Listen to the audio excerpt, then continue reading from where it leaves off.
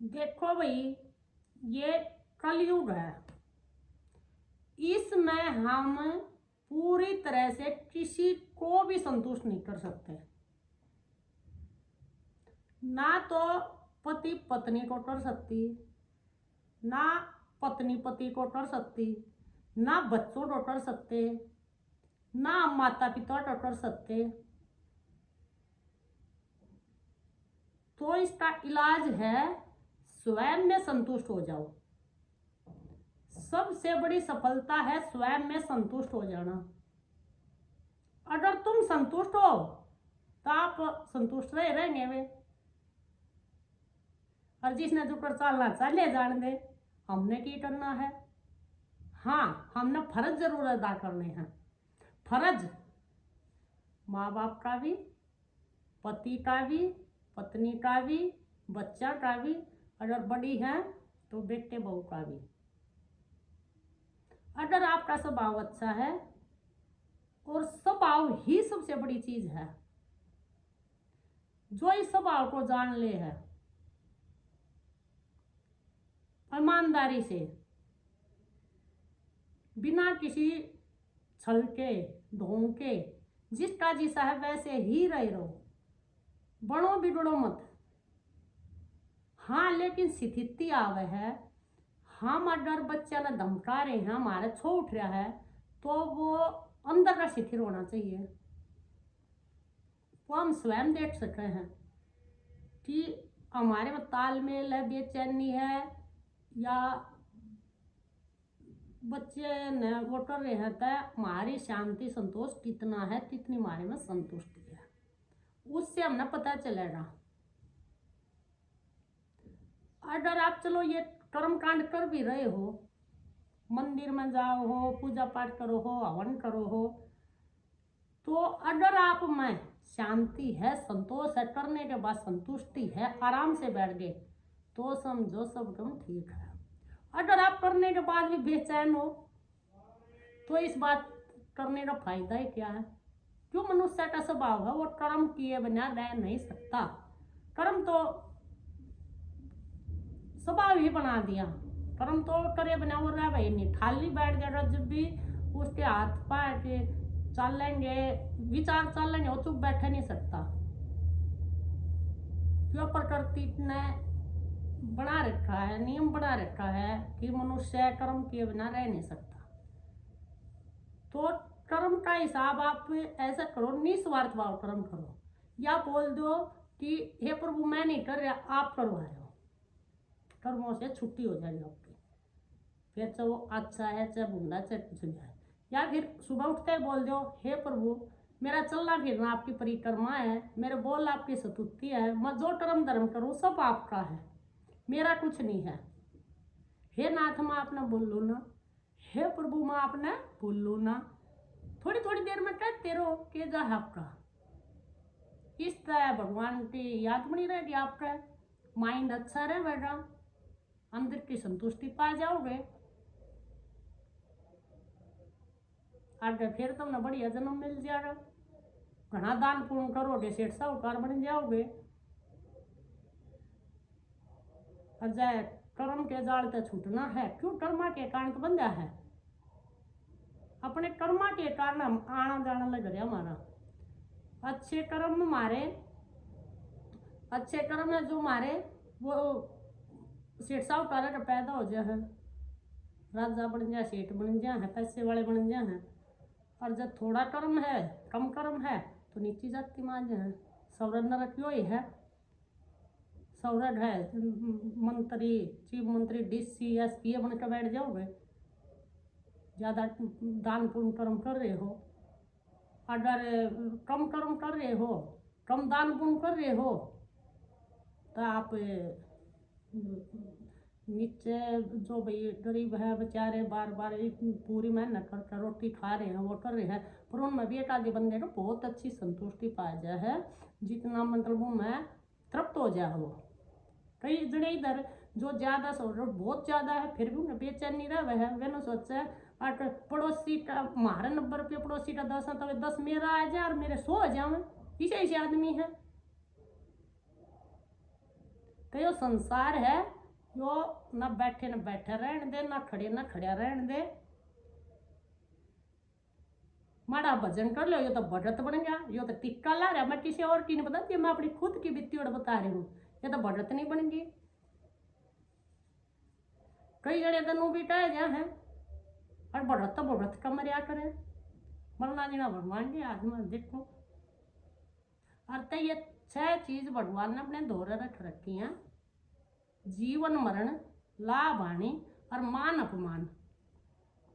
अगर दुनिया किसी आदमी ने चढ़ाना चाह, जरूर का कर्म अच्छा नहीं है, भगवान उन्हें नहीं चाहता, तो वो किसी त्रिया भी नहीं चढ़ सकता।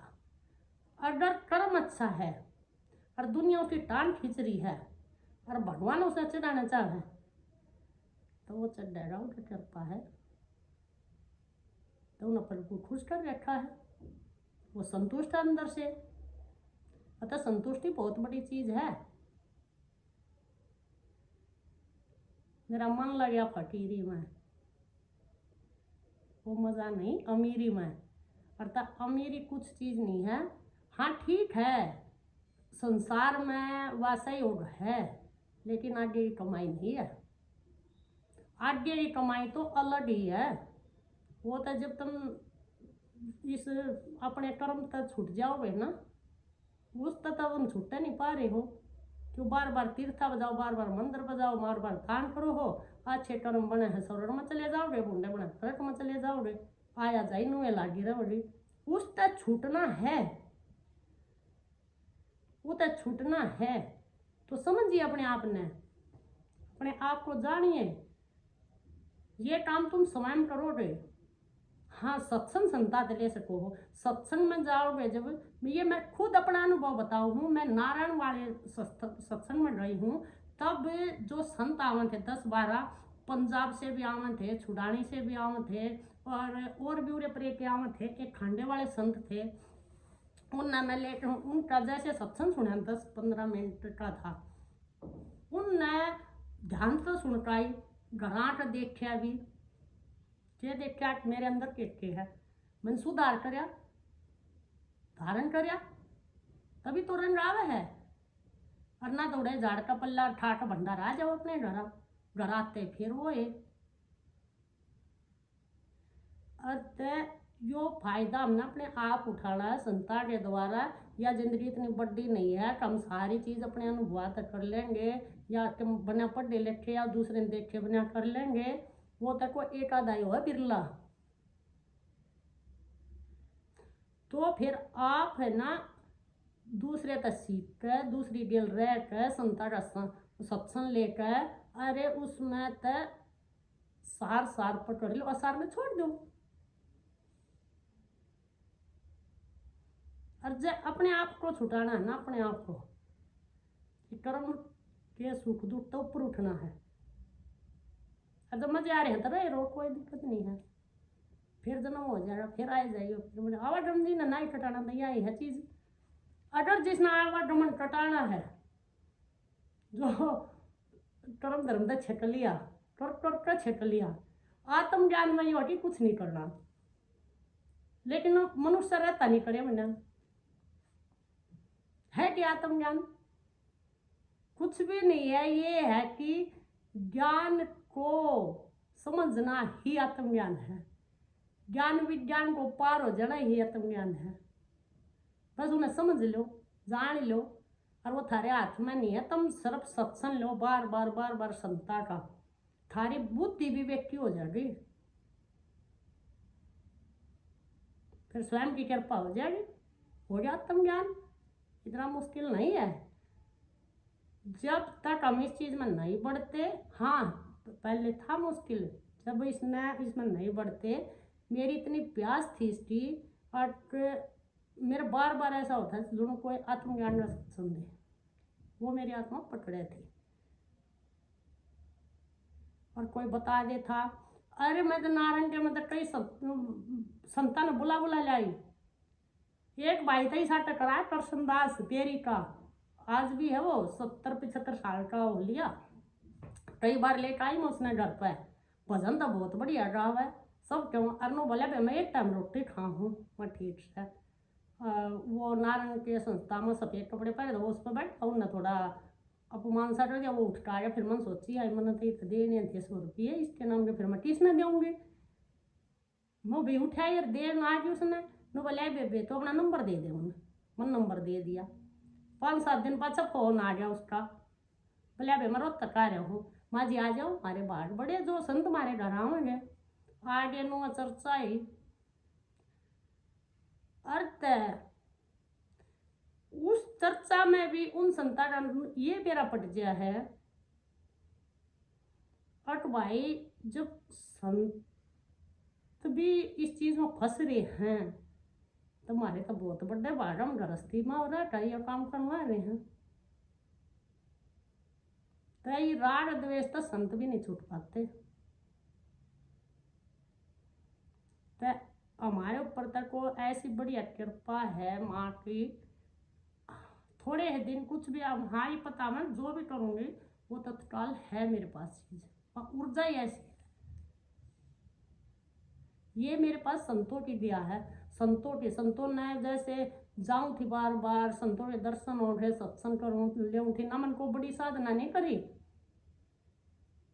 ना, को बड़ा मंत्र का को अनुष्ठान करे आर्टिस्ट ना, नहीं। मैंने अपने घर का काम किया है, अपने पति की सेवा की है, अपने सास ससुर की सेवा की है,